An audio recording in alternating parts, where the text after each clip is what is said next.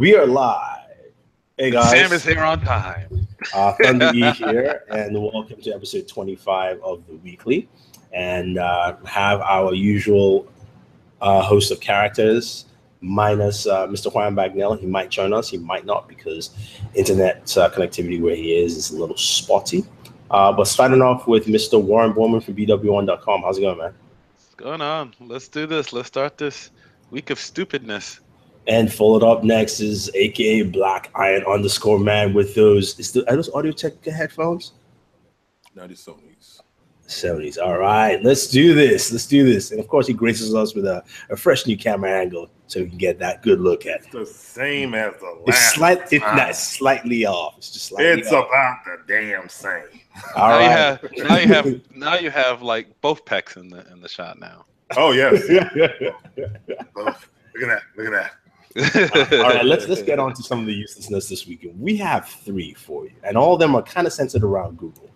First one is, well, when I say centered, I don't mean it's actually Google entirely. But the first one, which I just updated, so if you were waiting, if you didn't see it, is an ex-Google VP by the name of, sorry, let me just get this right. Fool. Ex-Google VP, who was the head of Android and also Google Plus, said this weekend, Vic Gondotra, who's widely considered the man behind Google's Plus, as well as also Android, took to Facebook to ponder over the demise of DSLR photography and the hulking cameras, sharing 2 gorgeous photos of his children at dinner with his iPhone 7 Plus. The ex-Googler took a moment to laud Apple for its excellent portrait mode. And basically, this is what he said. It says, the end of the DSLR for most people has already arrived. No, wrong. But anyway, I left my professional camera at home and I took these shots at dinner with my iPhone 7 using the computational photography portrait mode, as Apple calls it. Hard not to call these results in the restaurant taken on a mobile phone with no flash stunning. Great job, Apple. So basically, he's gone on to basically say that, and there's a longer post of saying, here, there's a problem. So you guys, there's a link there. But basically, he called out Android and said, Android being open source, a source is why Android photography lags behind the iPhone. Now, before you get in one, because I know you're just itching to just steamroll in here, there are a couple of things. Android photography is not lagging behind, I think. Anyway, I think you can point out with Samsung and LG specifically that that's not the case, as well as the Google Pixel itself. Huawei. And what Huawei does. So that's 4 companies right there. Portrait mode is nice, but again, it's only portrait mode. So it's not like you can't achieve the same things there. But I just don't understand exactly where or why he thinks it's that way. So I'm going to let you kick it off, Mr. Warren Bowman, on why you think he's wrong. Where has he been the last 5 years? Like, seriously, to say something like that comes from a bitter place. That has to come from something bitter, because anybody with any logic, almost every tech site that has gone out and done comparisons of cameras out there, within at least the Samsung Galaxy S6, if not the S7, has been pretty much ranked the top smartphone camera out there. It runs Android. LG with the V10 and the V20, that runs Android. The Pixel runs Android. Even the Nexus 6P from prior has been touted as a really good shooter and a good camera.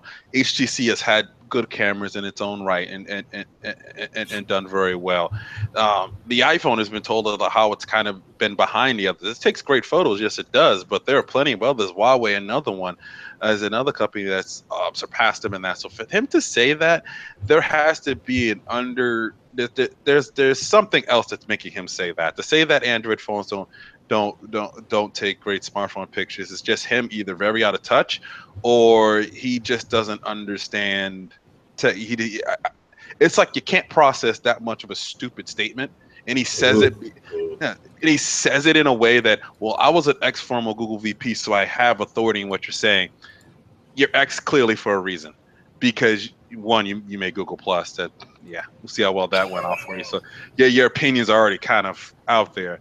And two, it seems like you're coming from a better place because it's unequivocally proven what you're saying is false, but you're pulling the Donald Trump, but just gonna say something anyways, and hopefully enough Apple supporters. Which I noticed. Another thing I noticed here, you're in charge of this new company, or this new company CEO of AliveCore, which is looks like it's a health app or something like that.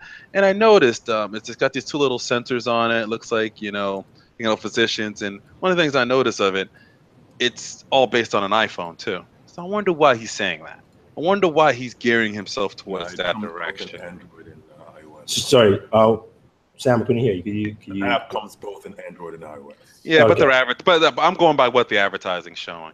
When you're showing one thing, iPhone though, you can't go off of the app, man. Most people. No, but most people will show both. Will show both an Apple mockup and a Samsung mockup. Companies show both an Apple and a Samsung mockup majority of the time when they have dual apps. Apps that work on both OSs. It's just a phone that looks like an iPhone. I don't think it's really even an iPhone. I mean, that's just an iPhone. You can't judge on that. All right, personally, for me, let's not be real. Let's be real. Sam, personally, for me, I think the guy is just doing this as a marketing thing. That's just simply what it is. He basically was VP of social for Google. Right, he was the exec. His job was social. He did Google Plus. This is him just being CEO and pushing his new product that probably is going to get bought out by some company. He's hoping Apple buys it out or something. Exactly. So for me, this is just BS. I think he should know better. I think the end of DSLRs is the best part of his. Like that already invalidates everything. The end of DSLRs for most people have already arrived. Most people don't have DSLRs. Yeah. Like that line alone. So here's the thing, like going back to his statement, his longer statement, right? And there's some things he says that, makes sense, but also it's the openness of Google that allows it, of Android. So he says it's because Samsung innovates with the online hardware like a better camera. They have to convince Google to allow innovation to be surfaced into the applications via the appropriate API. That can take years. That is true, but because it's open, you can actually do that, as opposed to a closed system where it's also one manufacturer. And we've seen how long it's taken Apple to add things into its ecosystem, on that point. And then he also talked about Auto Awesome and how Google crushed it 5 years ago. And now Apple is doing that much better with its portrait mode now. And, then you can also combat that by saying, has he not seen photos of the Pixel? Pixel has, as much as the camera can do lens flare for a bunch of people, it's still the best camera to take photos in auto. I mean, literally just a snap, it takes better than almost anyone. The only camera that slightly beats that thing at auto is the Galaxy, and that's really depends if you like something that's oversaturated or not. That's really what it is. You want something that pops more color or does not pop as much color. There's a difference between those two, but literally, it's just like it's like this whole level of foolishness just all being said collectively in the one post. And like Sam said, he's trying to market, trying to push probably get his name out there so people kind of go look at his application and try to get some attention so looks like he can kind of get it bought out for whatever he may want that to be. And he should know better than this. But then again, he created Google Plus. You just want to go. I mean, he had Google. He wasn't like I don't think Google Plus was a huge and mitigated failure. I think Google Plus actually it's a large failure. Really, no, Sam? No, really. Sam, stop. Wait. Stop, Sam. What Google Plus did was basically start highlighting how Google was going to tie in a lot of its services together. Google Plus became that linchpin that actually eventually ended up nobody used. Well, no one uses it, but because we now had a centralized ID for Google Plus, we can now tie our YouTube account to our Google Play Music account to any other services to any other service. So that's just the reality of that. It didn't tie social platform all together. As a social platform, it sucks. We all know that. It does suck. But the underpinnings of it, what it did for Google, was still a success. So let's not judge him on that. I think I would judge him on the fact that he's a guy that's obviously doing social. And I might break the list of stories, the way the stories are supposed to appear, but it's really curious that he's talking about an Apple camera when everyone already is talking about Apple's new 60K, 60 frame per second camera that's coming out with all these new features. It just seems a little suspect. Yeah. I mean, so we'll get to that Apple stuff in a sec, but let's move on to our next story in the uselessness.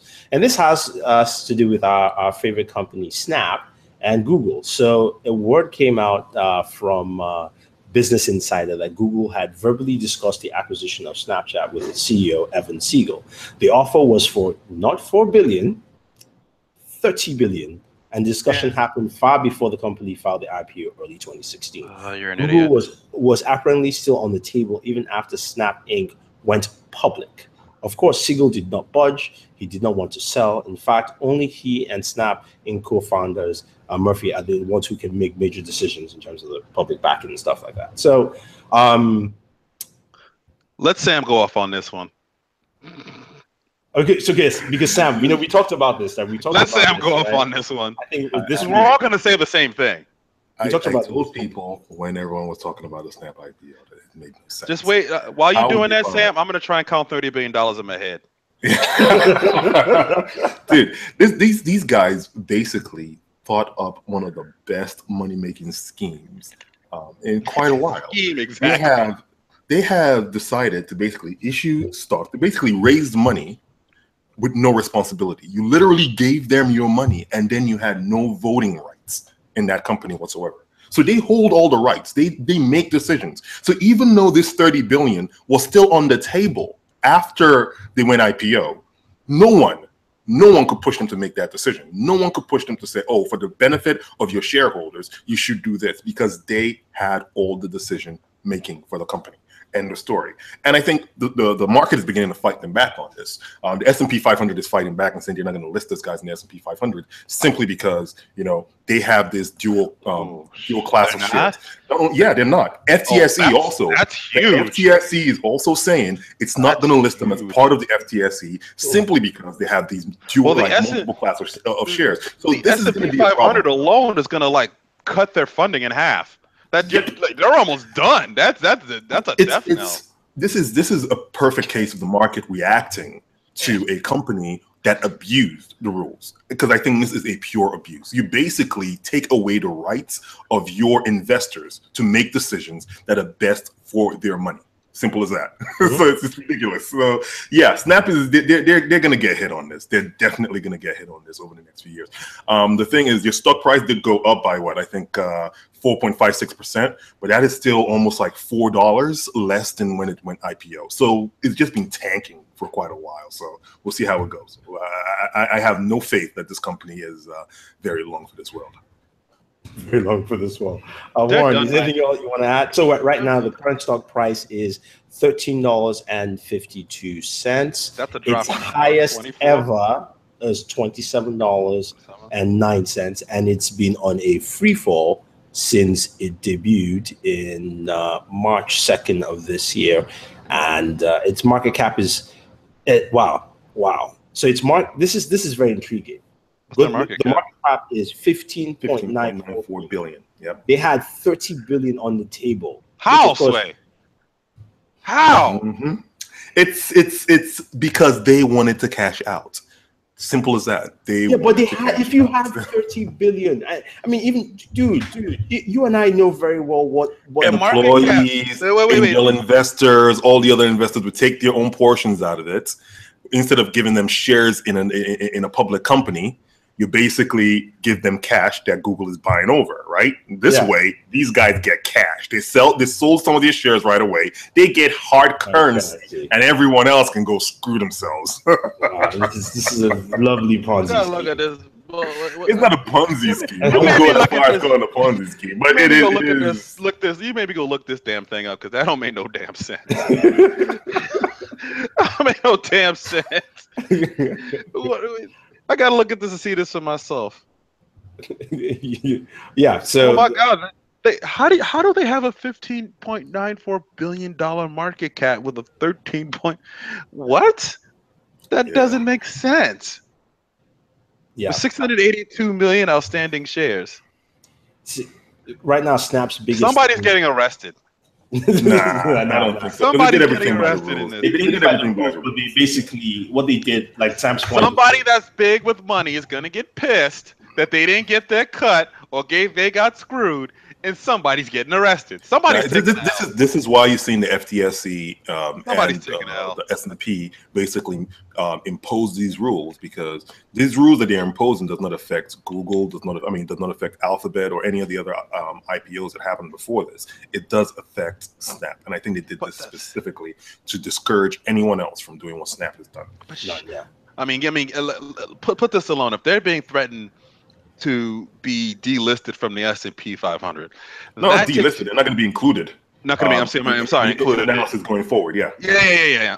If they're being taken out of the S&P 500, which is probably one of the biggest ETFs that is out there, which almost damn near everyone invests in, you know how much money that they're going to lose? The stock's going to lose out of that. That's a death sentence on its own. Yeah. Being not including the S&P 500. If people don't know what the S&P 500 is, basically 500 most valued companies that they feel that's on the stock market. They put them into this thing. It's just like what's the opposite one? The Dow Jones. It's kind of similar in that sense. And if you're somebody that, and this could, it's like if you have your 401k or maybe you invest in ETF, you might see something called Vanguard S&P 500 or something that says S&P 500 within your 401k or whatever ETFs that you're looking at. That means that when you invest in that money is spread around amongst all those companies. So your money right now is essentially in Snap somewhere, and Snap could lose that, which could literally cave them in. Yeah. Anyway, moving on to more Snap related stuff because it looks like Snap is around at least this week is the major. Math is a valuable thing, people. Math is a very valuable thing. Google. It looks like Google wants to create its own Snap style news system. So the Snap discovery mode. My thing is, one, why? And I can see why they wanted to buy Snap, but what are they going to include this in a current product, or is it something they're going to build a completely different service and try and get us to jump on, which right now nobody wants to? Because I don't know what product is going to jump into, which is why it's kind of uselessness right now for me. It's kind of AMP. No, it's kind of They're interesting. using AMP for it. Because if they're gonna use AMP to essentially, AMP, okay, all right. So essentially gonna use AMP to curate these stories into a Snap style feed, because that's one of Snapchat's kind of best features, is the fact that you can go in and get the daily news or whatever hot news stories that are happening at that time. And if that can come up in a Google Now feed or whatever feed that they decide to pop it into, or they allow it to be something that other apps can curate can connect to the API to push the data in through, that's actually a pretty good idea. All right, so I moved away from uselessness. Sorry. I mean, it just kind of looked like they were going to make another service, but I get it. Anything else you want to add to that, Sam? Or yeah, I think it's a smart move for Google. News is becoming more and more of a thing that people actually pay attention to, right? Especially given our current political climate. However, I think the person who should be threatened more by this should be Reddit and not Snap, because Reddit is also that place where you can go to and get a news feed like real quick. They call themselves a front page to the internet because they have, people. It's really crowdsourced. People posting things and upvoting and commenting. And I think that's something that Google wants to get a piece of. So yeah, Snap would have helped them get closer to that, but I think this is really a play at Reddit, because Reddit is definitely growing, and Google definitely wants a piece of that market. All right, cool.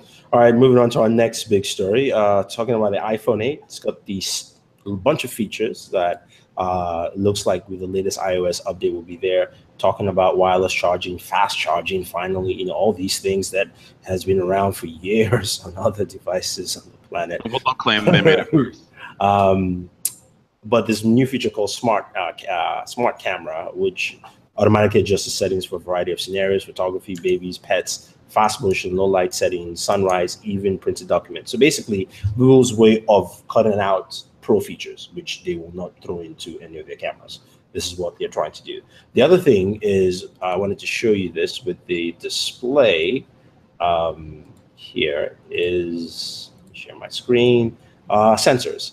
So one of the things you see is that the camera will now have two iris sensors. and will also have a FaceTime sensor. So basically 4 camera sensors in the front. And there's a lot of speculation that it will do better facial recognition. And currently there is no location for a fingerprint sensor on the display. So there are 2 possibilities. One is at the back, one is at the button, and the third possibility is Apple is taking it all out and letting people use either iris or facial recognition. So just your thoughts. God, this thing looks like an S8 so much. Yeah, no, I think it's probably going to be the facial recognition. With those sensors on there, it just seems like facial recognition makes way. It seems like they're just going to go with the facial recognition, and then if you don't use that, you just use the your PIN code. I think they're just going to give up on the fingerprint. That is doing that thing. That's Apple's fingerprint reader is pretty snappy. I don't get why they would. Well, it's because they want to get rid. People want to get rid of physical buttons. That's the thing. Yeah. I think it's going to, that might, if they take it out, because we've seen some mock-ups. So actually, let me share my screen again. We've seen some mock-ups with the fingerprint sensor in the back. We've seen some without. This is how the device looks. I mean, it really looks like an S8. It looks like a freaking S8. No, it looks like an LG G6. Yeah, it does. Oh my God. Yes, it does. It looks like a G6. Here's my G6. Fly like a G6. Yeah, so that's a G6, and that's it kind of looks like it. So the 2 locations is either the buttons at the back underneath the logo, or it's on the power button, which you can't see on this images, but it's much bigger than previous power buttons in the past. So it could be there. It could be there. I think Apple taking it away is going to piss off a lot of people.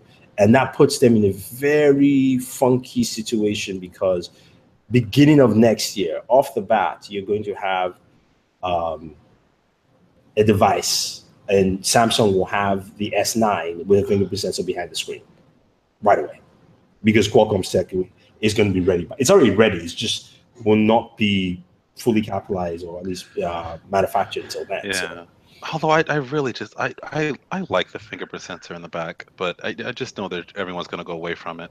No. But that tech allows them to put it in the back, also behind the metal, without actually creating a indentation anymore. I like them to have it in both spots. If they could have it in 2 spots to give people a choice, but I'm pretty sure they want to cut costs, so they probably would choose the front. Yeah, so a lot of people choose it. Some people might still pick. LG will probably still keep it at the back, but now just take away the indentation that you have there and put it maybe where the logo is or something like that. You might just say the logo is a fingerprint sensor, which makes it better for a lot of companies. Just say snap it right here. But I mean, I don't know what to say other than that. And what do you guys think of the rumors of the 60 frames per second 4K recording, which even a lot of to be fair, even a lot of cameras don't do that. No, they don't do that. No, it's going to do it first. They are going to do it. Only that 4K is not going to be standard 4K. Just putting it out there. It's going to have their own weird. If they can 4K. If they can achieve 3080 by 2160, which should be attainable, then they're fine. But I'm just saying that how many that's like cropped 4K, but it's 4K. Forget smartphones. How many cameras do that? I know the GH5 does. Yeah, I think the Samsung did it. The Samsung, what's it called? NX1? The NX1. I think the NX1 did it. That stuff does like 6K. Sorry, I remember trying to. It's almost like 5K, but downsampled to 4K, so it packs a lot of information in there. Yeah, don't get me started about how anything that's $10,000 or above, basically. But I mean, they do have something. I mean, if they're able to do 30, sorry, was it 30? What's the 4K resolution? 60. 3840 by it's technically 4096 by 2160, but there is a sort of a what we get on our phone version of phones is 3840 by 2160. If they can do that at 60 frames, then and I mean I have to give it to them. I mean, that's something that the Note 8's going to do it first. I still doubt that Samsung's going to be. I mean, I doubt that Apple's going to actually release a 4K at 60 frames per second. video on your camera, just because the way they've treated resolutions recently, like historically, it's just always going to be some kind of sticking point. Do they do 60p on 1080p? No, I don't think They so. do 20. I think they do 24, but I don't think they do 30, 24, but I don't think they do 60. No, they don't. I don't think they do 60. They do higher frame rates for slow-mo. Slow-mo. Yeah, but their slow-mo is 240, and Sony now is at 960. I believe that's the fastest one. I mean, well, the best one. I saw somewhere, I can't remember else, the resolution for their display is 2K, but is not, again, proper to, it's not the set 2K standard that everybody has. It's slightly off, which you could say maybe just because of the display dimensions. But if they go 18:9, I mean, like how everyone's been doing, it's going to be that different dimension style that we've been seeing this year from LG and from Samsung. Yeah, I mean, it could be that. But it'll be exciting to see. And also, it seems like the iPhone 8 is on track for a September announcement and release 2 weeks after, which is usually the case. I expect it to be sold out, not available, yada, yada, yada. No manufactured limitations. All that stuff and a slice of cheese. So, just expect that for now. All right, going to the other competitor who we should see a device sometime in October.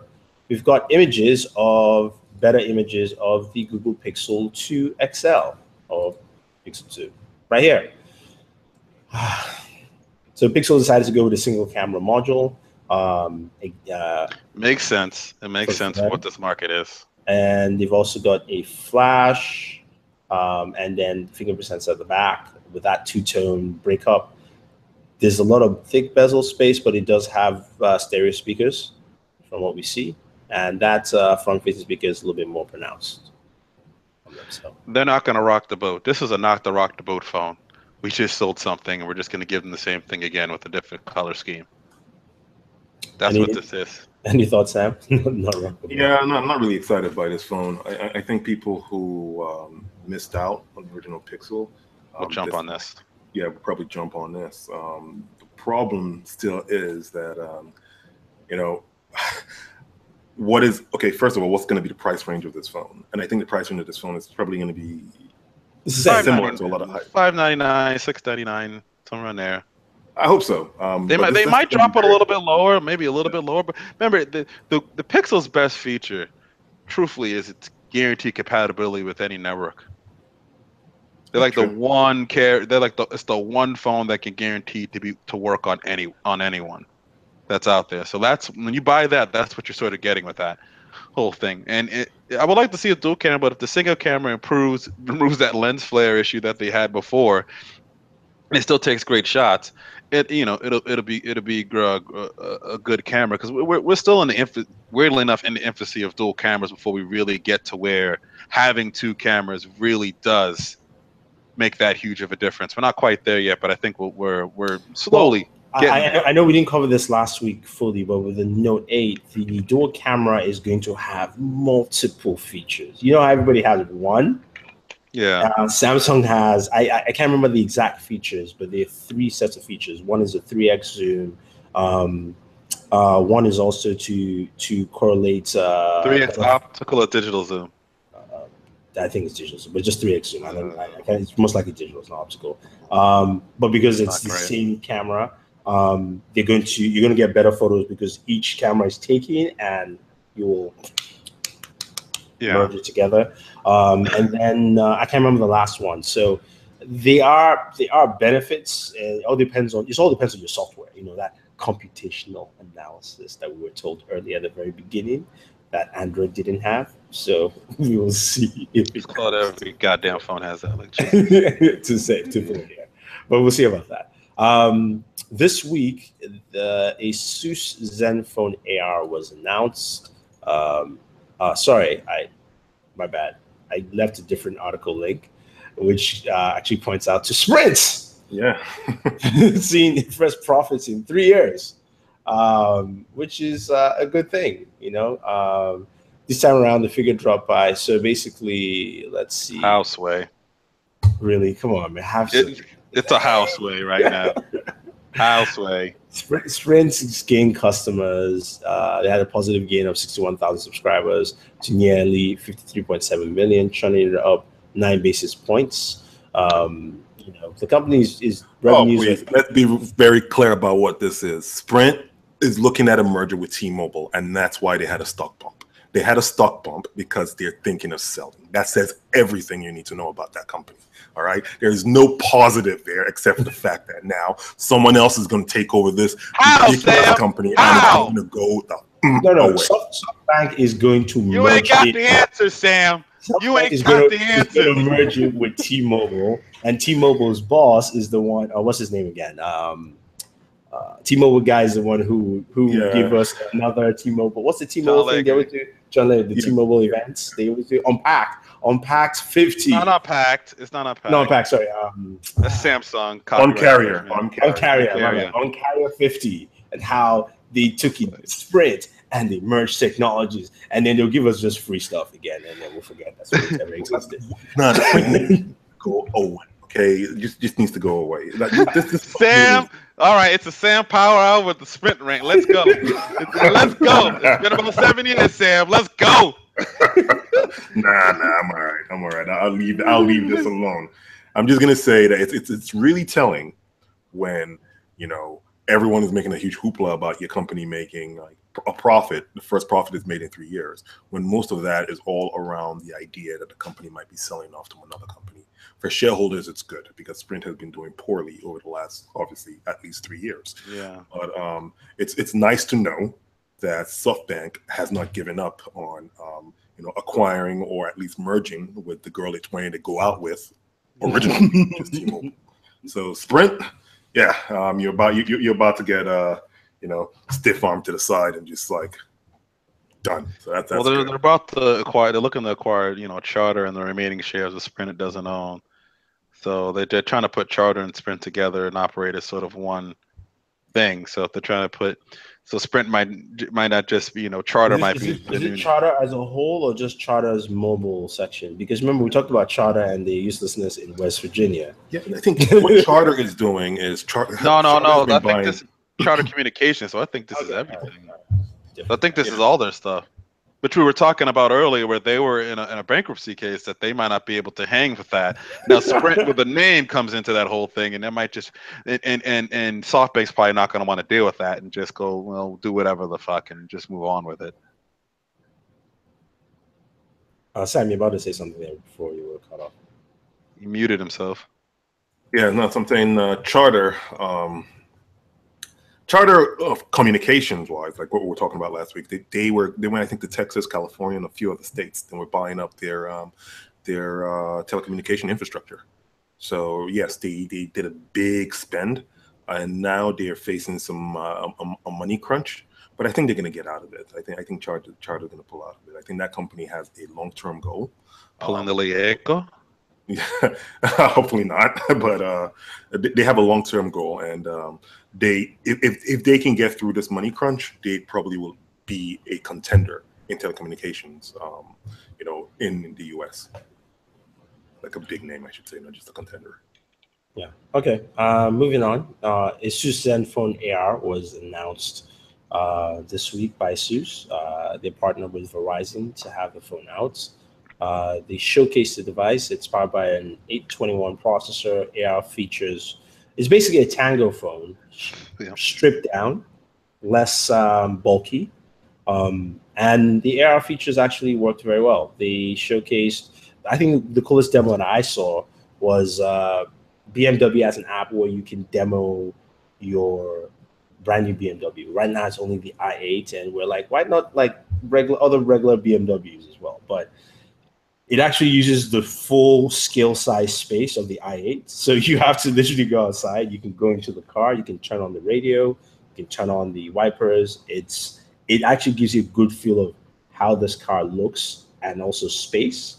They also had another one with a company. I forgot the name of the company, but for interior designs, if you're buying like furniture or you're buying something from Home Depot and a few other stores, it actually will place it in these exact sizing in your apartment. So you go, okay, that's not going to fit. You know how, for example, like how I was looking for a table, my new white table that I used for making videos. I was measuring, I was looking at the dimensions. I was like, I can still probably fudge this. You can just, use the camera and go like, nah, it's not going to work.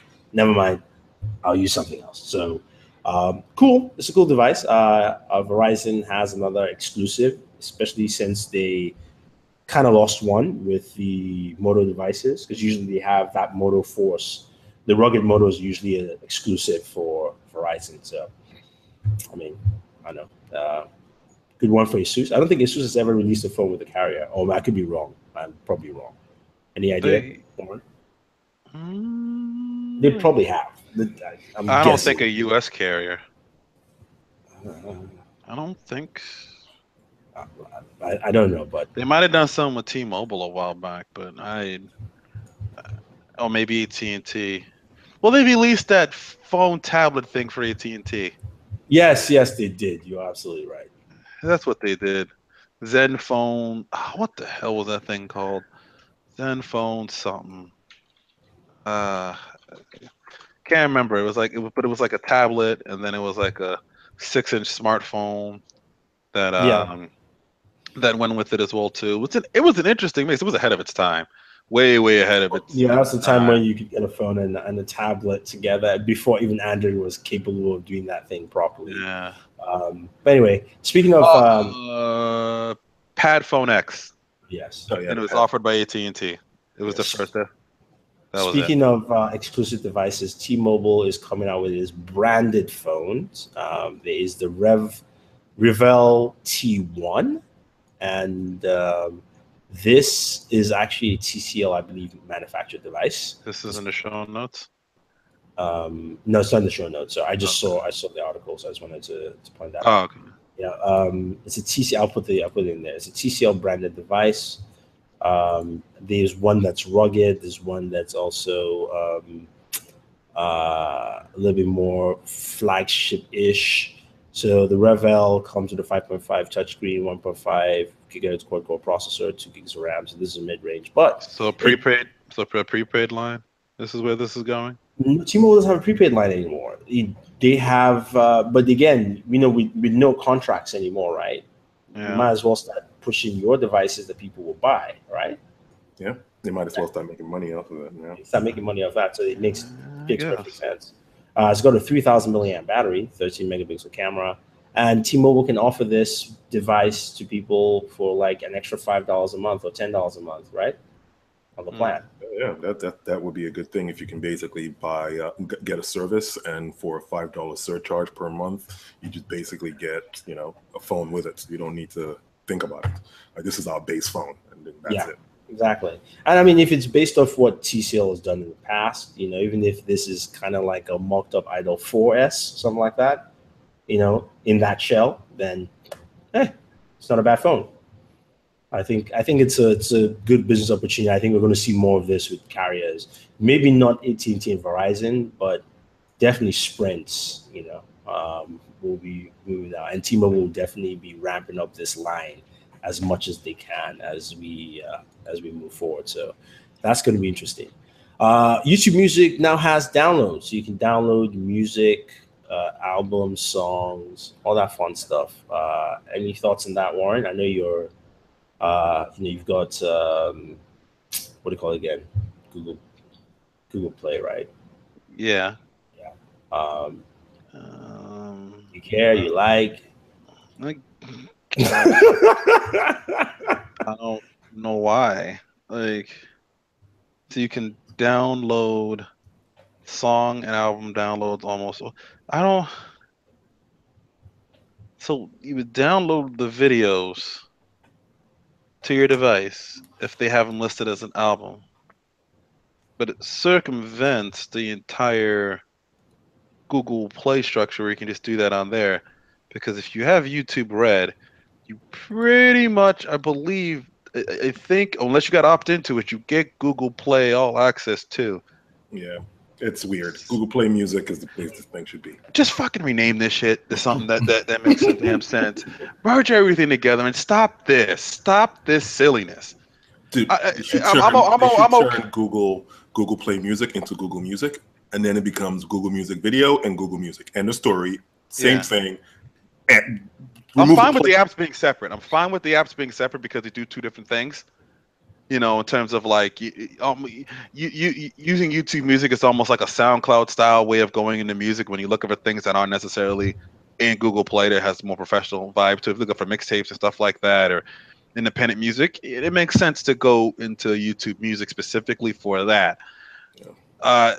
This, you know, why? I don't get it. Like, it's just like when they launched YouTube Red, and I did a review of it, and I said it was good, but I just didn't understand this whole hoopla of separating things left and right and going here and going there. So if you got this, you get that. But if you don't got this, you don't got that. But if you get this, you don't have this here. Just make one service and just call it Google or whatever the hell. Yeah, I think Imagine Sagi goes, how about Google Media? That's not a bad idea. Just call it Media. Everything well, on it. I think Google get your Google Play, on. get your Google on. I'm fine with that. That's a great campaign. They'll probably use it and do some flashy looking ad, and everyone's dancing around. Yeah, Ronald, you're correct. Google Play Music and YouTube Music are combining, but they're still going to be separate apps. They already are combined. And now you're adding Google Play Music features into YouTube Music. That makes no freaking sense. I don't get it. It's already combined. If this is everything they're doing is from a marketing standpoint. It isn't. It's branding. It has zero to do with what's actually going on in the back end. Oh boy! I do not start that conversation about the freaking communications app, man. Do not start that conversation. That's just asking for people to rant. Why? Seriously. What happened? Hold on. No, just all how about the communication apps? I'm like, really want to go into conversation? He's just asking. Stop trolling. Yeah, exactly. Stop trolling, Kyle. Stop trolling. Stop trolling, bro. Like, listen, YouTube Red benefits, ad-free videos, save offline, background play, audio mode, Google Play Music subscription when available in your company at no additional cost. All right, now I'm going to go over to where it says, now let me go Google Play All Access. Let me see what they say. I just want to just put out the definitions so we have an we have an understanding here. Let me see. All access, blah, blah, blah. Let me get into there. Music all access. Get limited to this 99, try for 30 days. Google Play makes you discover music, blah, blah, blah. Play more. Yeah. Let me see. Enjoy ad-free limited music, create personalized video series, listen to guess my recommendations. Theirs actually doesn't say the whole YouTube Red part. But you and me, we had Google Play when it was $7.99. We just jumped right into it. We got Red instantly. When it came out, we didn't have to change anything. No. Yep, so and I think that the thing that really gets me here, I think was it LGH Jutma actually kind of alludes to it. It's like he goes and he says, doesn't make sense that it was two separate services anyway. It really wasn't, because if you go into Google, if you go into Google Play Music and you're going through your list of songs in an album, you can still basically go into YouTube and watch a music video for some of these songs. So it's like they were already tied in together somehow. So why are they doing this? All they needed to do was make the video portion better, that it kind of worked with how the YouTube video app works, so it works a little bit better. And I just don't understand, like. Ideally, I agree with that, Philip. That pisses me off too. The device limits. That pisses me off too. The register device limits. You gotta call them and yell at them to get stuff. But go ahead, Sam. I'm sorry. No, I think what it should be is that Google already has license to this Play Music, right? To the music on their Play Music ecosystem.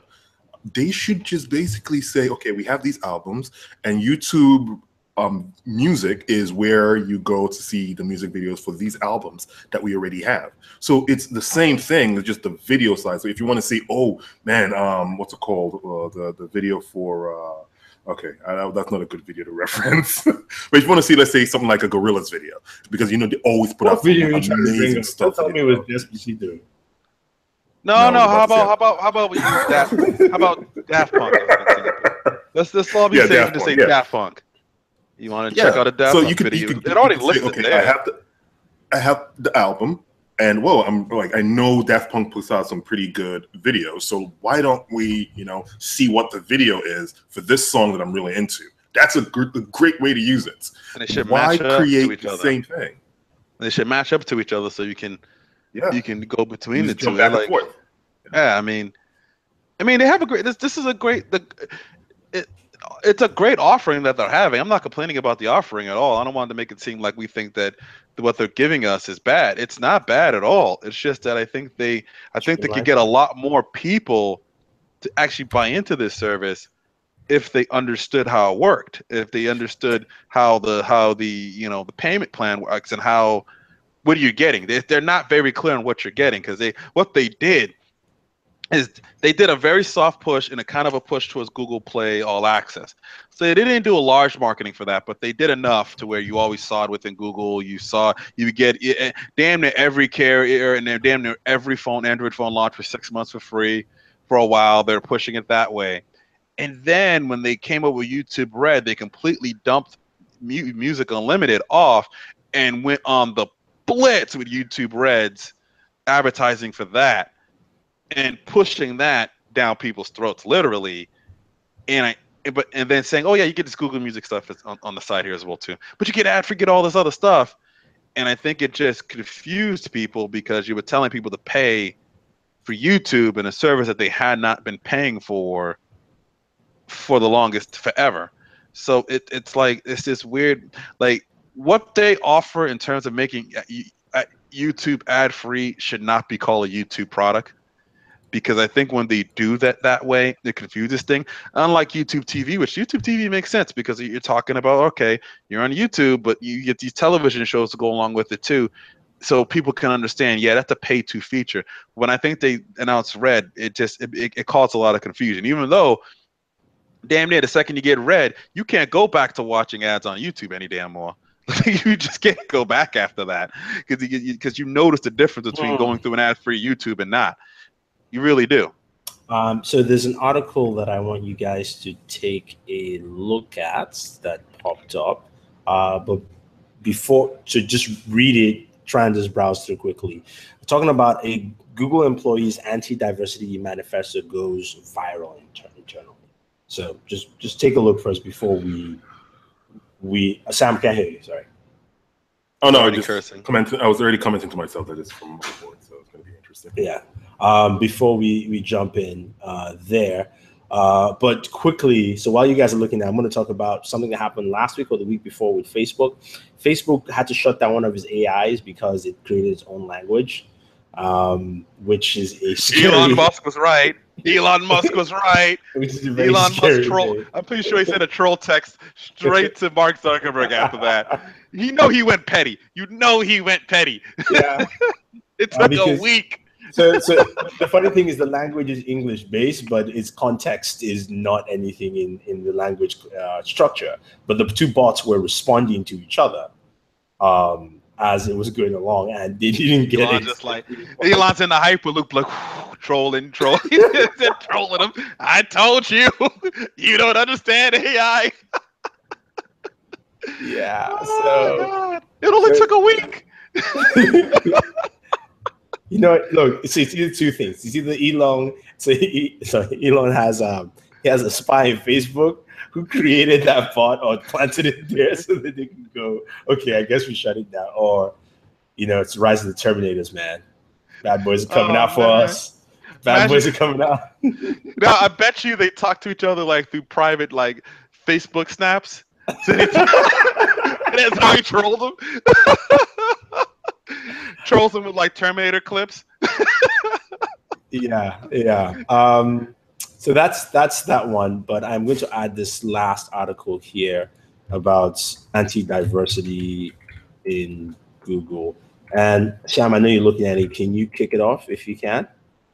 See, the problem with this is we don't. It's not. We don't have the full details. Yeah. We don't have the original document, so I hate judging these things. Well, when I don't have the full document, because the problem is these are mostly charged sort of topics. Well, the article is not. The article is not trying to charge. It's showing the reaction more than anything else, if I'm not mistaken. Yeah, I understand that out as something that's disturbing more than anything else. But Sam, go ahead. He basically is saying it should be more ideological diversity versus demographic diversity, right? This is the thing that gets me, right? We're saying we want people who think differently. So how do you figure out if someone thinks differently? Do you now start having an ideological test? And when does that ideological test start to basically weeding out people who think in ways that you're not comfortable with? And it turns into divergent. Yeah, exactly. It's a slippery slope. It's divergent. When it comes to a demographic diversity, all I'm saying is demographic diversity does not necessarily need to be racial diversity. But demographic diversity basically says this person's life story is different from yours. That's the way he thinks. Therefore, he can come to a different solution based on everything that's come before, based on his life experiences. So in a way, that kind of comes into the whole realm of ideological diversity as well. If you take a minority person from a very hard, tough background and a minority person from a very well-to-do background, those are two different ideologies you're going to have. So that argument to me is it's a chicken and egg question. Does your experience your experience in life inform the way you think about things, or does the way you think about things determine how you get to wherever you're going to in life? You need more. We definitely need more of the article to see what this is all about. Yeah, it's very complicated for it to be thrown out there without actual real context. Because we need context for the argument. Because when I'm looking at what he's saying, because this could be taken as, in one ways, he's anti-diversity is what this is being said, but then he could also be talking about in ways of not force feeding people into a particular field that they might not have any interest in, but we're pushing them into that field for the sake that the company can say that they're diverse.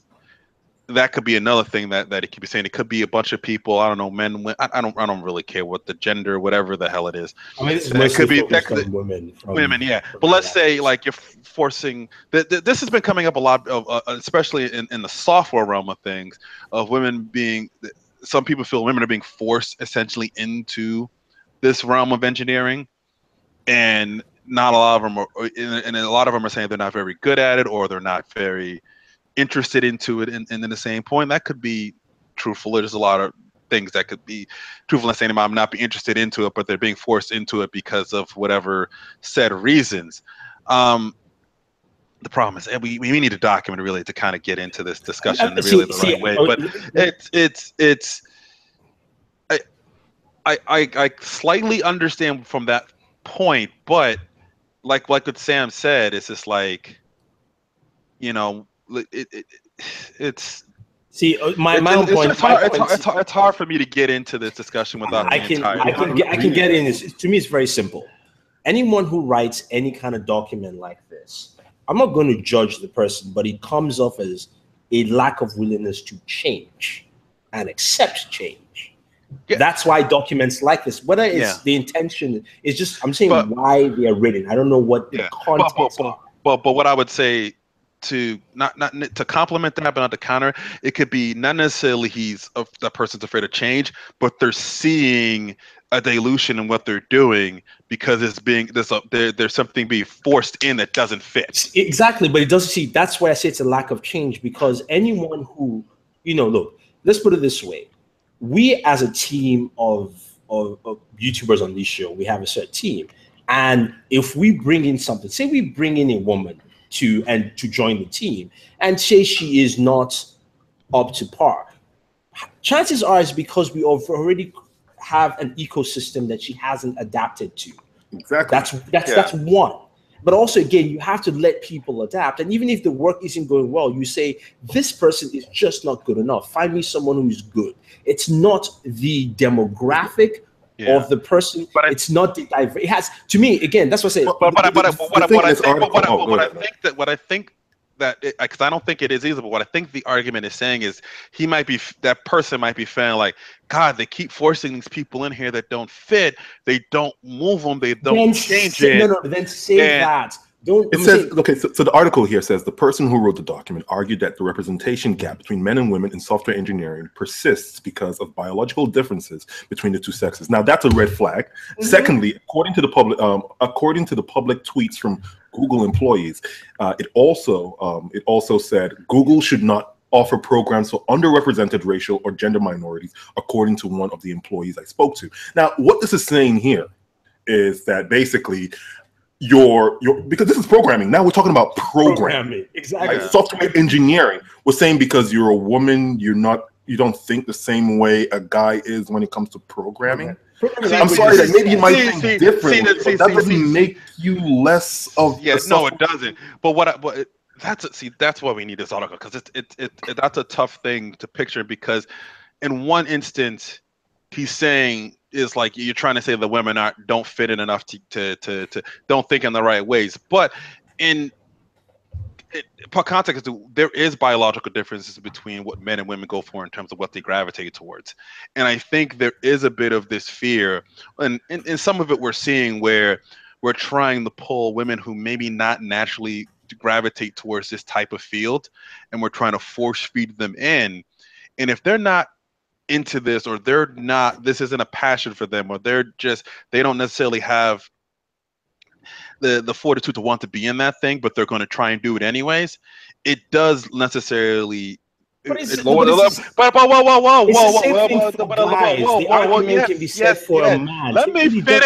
let me finish. Okay, go ahead. Continue. Stop SJWing me. Let me finish. No, I'm not SJW. No. Stop. No. Stop. Do not even mention that, because all I'm saying is because you're jumping on me before I can finish my point. No, that's not SJW. Don't even say that. I was joking when I said that, man. Boys, calm down. Calm down, man. Sorry. We're just trying to add some entertainment to this. But but as I was going back to the point isn't necessarily the point where we're trying to make, it's not necessarily that it's a female and that's the reason why it is. It's just that person isn't good regardless of the gender that it is. Get someone else in there that has the passion regardless of the gender or background that it is, that can fit into that role. That's I think the point we're trying to make with that. But I think what some people are feeling in this space these days is that there's this force that's happening, and it's like shove them in regardless of what's going on, regardless of what the quality of work is, regardless of anything else that it is. But the thing is, that's not his call to make, to make an open letter. If he has a problem with that, he needs to talk to the people that make the decisions on who gets hired, to go and say, hey, I feel this way, that this is happening. Can we do something about this? Can we try to change something about this? But it's a subject that's hard to talk about without knowing what exactly he meant, what tone and what context that he's going on with it, because all we're taking is from his reactions and trying to kind of bring together, and everybody has different reactions, because like I said, this is a very emotionally charged type argument. So people with that, when you get something that's very emotionally charged, they go like almost damn near like opposite madness. They'll go to the opposite sides of it, and they'll go to the extreme left or the extreme right, because there's an emotional attachment to whatever that argument is. That's why we need the whole thing. That is true, but I'm saying that, like I said, to me, the emotional attachment, I don't even care, because it's very simple. If you have a preconceived notion, you would write this letter. That's where it comes from. Or you would write something that would stir this up. You wouldn't just go and tell your boss, like, look, I am just tired of you hiring people who are unqualified. I need somebody who can write code. Get me someone who can write code. And that's all that needs to be said. That's what needs to be said. But as from all the reactions, you can take from it. I'm not saying that you have to judge fully on reactions. But if the reactions are really slanted one way, it has to show that this person is putting their own personal bias heavily, and not just saying, hey, you know what? The people who you brought suck at coding, because if they suck, they suck. Simple. See, this is where Google released it, like put it out there. Let us see what was said and what was done. You don't have to put the person's name into there, but let's see what's said, so there can be discussion about this, and because it's starting a good discussion. It could lead to some things, but put it out there to let us know that what it is. So secondhand Joe, STEM training, Devos, I think this was an internal memo. Somebody got it, passed it on to female employees, and they're just like, they're not going to put it out themselves, but they're like, we have to react to this and put it out, put the company on blast so the company can react on this. So this is them reacting to this publicly, so the company can go, okay, we need to deal with this. But hopefully the document gets leaked so we can really get an idea of what's it probably going wouldn't, on. because Google has this whole thing with spying on its own employees, whatever. Yeah. But at the end of the day, the thing that really gets me, this section where it also said Google should not offer programs for underrepresented racial or gender minorities, according to one of the employees I spoke to. This could be just the person's interpretation of what the article was actually saying, or what the 10-page Google Doc was actually saying. 10 pages? But, 10 pages. 10 pages. So the person wrote a manifesto. Okay. Yeah, it's a manifesto. But that's why I'm interested into, because you wrote something that's 10 pages long. There's got to be some details in there that backs up what he's saying. I really want to know why you would basically not create an environment where the marginalized people in your society don't have a say in one of the fastest growing industries. That's how innovation happens. Yeah. So his argument here, to me, tends to stifle innovation in a company or in a country or in an industry that basically is built on constant innovation. His argument will be valid or if Google their argument. We don't know if the person's male or female. That person's argument would be qualified if Google we were at that diverse point in that company where where people were coming in and out, and it didn't really matter who was in there. It didn't matter race, color, creed. It was just everybody was in there, and you saw that diversity within those groups, and it was if we were in that position where it was that simple, then yeah, you can make that argument a little bit. But clearly, we're not in that position right now with any of these companies that can be said, that if they have to make the program, they're not in that position. And they know they're not in that position because that's why they're making the program, to try to get themselves into that position of not needing these programs to get the diversity that they want within their company. So it only works. His argument only works if they're already there, but they're not there. They're not at that point. Yeah, because it exists. Yeah, I mean, but that's the thing, though. It's not even just we're not there. We are millions of miles away from that point. We're not close. And again, like I said, when you write something like this, it just comes from a place that says you have a problem with other people, not the quality of work the other people do. You know, it's like those TV shows where you work, you see, you know, there's the good boss and there's the bad boss. Everybody thinks he's kind of racist, but you just realize that he just doesn't like people who suck at their job. That is not what this person is representing. This person is representing, like, he doesn't like certain type of people because he might think, or she.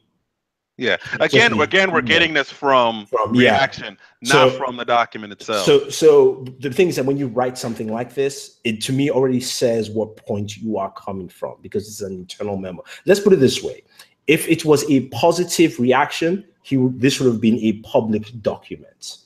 Yeah. You know, he would have written as a blog post somewhere. Yeah. He would have, you know, submitted it to some website and said, my experience in Google. Google would have posted it themselves and put his face all over it. That's just how it is. This is just pure matter of fact. They'd be like, you like diversity? Put his ass in the front of the but it's not this 10-page manifesto is not slanting that way. It's slanting to push. And again, if the reaction that you see is mostly from women, then you now have a certain population in your company that now are slighted and think, oh, and again, who knows what position this person is in the company? Yeah. By the way, that's the other thing. This is not necessarily saying that this person is another programmer in Google. Might be mid-level exec, might be slightly higher than that. And then that becomes a serious problem, because this is somebody that probably is hiring people. And is now saying, I'm forced to do this. So which means, again, it could now, if that person's hiring, that means that person is bad at hiring people. Bad. Because it's not doing the job of saying, let me look for the qualified person. Yes, I know I have to make it more diverse, but let me look for diverse people. You know, like the story of Disney can't find Aladdin, right?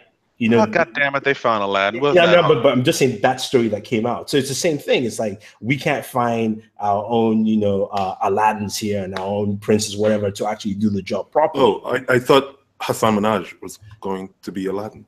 That's not No, it's not Simon Nash. No. Dang it! I'm not watching this movie. People have to figure out first. People have to figure out first that Aladdin isn't like Aladdin's Persian. They have to figure that part out first. Yeah, so Simon Nash would be awesome. There's other shades of brown that people might not understand. They did get a Persian kid from Canada who's an actor out there. And then Jasmine's like half white, half Indian. Indian, yeah. So there you go. I do think Simon Nash would have been a better. It doesn't matter. Can he sing a whole new world or fly on the carpet? That's the bottom. That's the bottom thing. Think a whole new world, but his comedic style. Jasmine can't because she's one of those. She was part of the whole Disney kids. She went through the whole Disney system. Yeah, which means they train you to sing. They train you to sing. yeah, that's very true. And Will Smith is a genie. So that's the most important thing. That is the most important thing in that movie. Is Will Smith is the genie. What? That is the most. That was Shaq's job. That is Shaq's job. Oh God! Don't bring no. Shazam! Oh, good God Almighty! I should have made fun of that in the film. They should, man. That would be awesome. Oh, if they just replace Will Smith with Shaq, I'm gonna go see the movie right away. Just for that, you're just gonna you sleep Shaq, through all the scenes, reprising his role as Shazam. Oh my God! But anyway, to wrap up on this last part, definitely Kyle Ruggles. Rest in peace, Robin Williams. He breathed life into that scene. Yeah. Child for me. It was amazing. What's interesting here is that I think the author also notes in it, it's not worth thinking about this as an isolated incident and instead as a manifestation of what ails all of Silicon Valley. Mm-hmm. So he's talking about everyone around there, that this is what his manifesto was sort of talking about here. I just find it interesting he would type this and make it a journal memo and not something. Well, why would you put this on? Why don't you just go home and type this on Microsoft Word or something? Like, I don't know. I don't get it. Oh, well, an interesting update to last week. I think we had a discussion about Tesla and unionization in one of Tesla's plants, right? Did we have that conversation last week? No, we didn't. Oh, okay. So I was talking to someone else then. Because Nissan just went through something similar in Canton, Mississippi. Mississippi. I was about to say Mississippi. But that they put it to a vote and they lost. So this might be good news for Tesla. What was the vote? For union to basically get unionized for the auto workers there to get unionized and the auto workers are unionized in Nebraska. No, in Mississippi. Mississippi. Okay. For Nissan, and basically the margin was 2244 to 1307 against. So what does this mean for Tesla? Tesla doesn't want unions. Yeah, Tesla doesn't really want unions either. So no big business want unions. Last thing you want to do is give employees any power. So they don't want that at all. I think the argument is not just about empowering the employee or empowering the employee. The question becomes for Tesla, which is it's very worried about the unions making Tesla less competitive than the automaker, the regular big automakers, right? So it's saying that the unions will probably give the tried and true combustion engine automakers a better deal than it will give Tesla. That this might just be another prong of the fight from the GMs and Tesla. I understand it's because the big combustion engine, the big automakers are just trying to delay the inevitable. So they're trying to push it off as long as they possibly can push it off for this. He's going to win. So because people are going to not want to use fossil fuels anymore when they can use electricity at the efficiency that it is. So like he's going to win. Bow down now rather than wait and then fall. But he won't let you fall because he's going to open up his patents anyway, so you won't fall. He literally is going to open up his patents so they can't fall. Yeah. He's going to take care of them. No, they're looking at they're looking at their current business model is going away. The fact that there's recently there's been a reduction in the amount of cars that are being put into dealerships because cars aren't even selling that well anymore. People are thinking it might be a repeat of, not 2004, but 2008, 2009, when we had the crash. Yeah. Well, it's a lot of that, like, it has to do with, like, especially with people moving back into major cities, and you have things such as Ubers and ride sharing and car sharing services that exist. People are owning cars less and less, and cars aren't necessarily a profit. They are an expense. They are a depreciating expense that continually costs. It isn't something that you end up on the other end unless you're doing something like a ride sharing, or you own some type of stuff. You could you're getting paid to drive, and that payment enough is putting you somewhat marginally over the top of that. Let's call it what it is. Yeah, it is. It's just the balance. Like, I've been on that boat for you know me and Ian Cars, and the things that I've said about this stuff that's been going on. Like, I felt we were gonna head in this direction for a while, where you're going to see people own less cars because they can get around just by hitting an Uber button or a Lyft button, or they can, rent. If they need to drive themselves, they can go rent a car at Zip Car or something like that, or anything of those things. How long I've been doing that for? God knows how long now. I've never owned a car, but I've never had an issue getting around anywhere I need to get to, and any amount of money per year spent on that has been far less than what it would cost me for an entire car. Now, that could change once we get to something like electric vehicles, where the cost does become less if there's limited maintenance that's needed, and power is no more than swapping a battery out and waiting 30 minutes at some Tesla station or whatever station. They swap your battery out and you keep going again, and it costs you like $50 to do that or something like that. Once it gets to those like ridiculous numbers and points, then it will be very interesting where the world of transportation goes at that point. Yeah, we'll have to see. We'll definitely see, but we should wrap up. And I wanted to wrap up on this very fun news note. NASA posted a job for defending the Earth. The job pays $187,000 a year. Will protect us from alien worlds like Europa, the icy planet that orbits Jupiter, germs from spacecraft launched coming back to Earth. So, are you sure? Jack Davis, 9 years old, applied for the job. Sent his resume letter to NASA, and this is his letter, and this is his response. It says, "Dear NASA, my name is Jack Davis. I would like to apply for the Planetary Protection Officer job. I may be 9, but I think I would be fit for the job. One of the reasons is that my sister says I'm an alien, so I've seen almost all the space and alien movies I can see. I've also seen the show Marvel Aliens.